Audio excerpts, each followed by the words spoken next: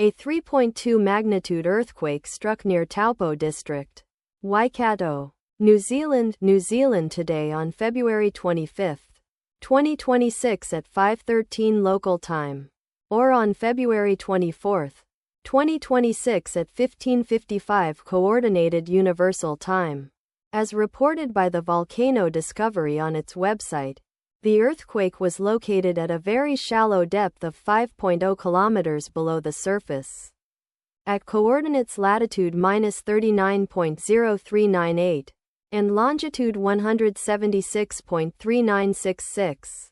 The exact magnitude, epicenter and depth of the quake might be revised within the next few hours or minutes as seismologists review data and refine their calculations, or as other agencies issue their report.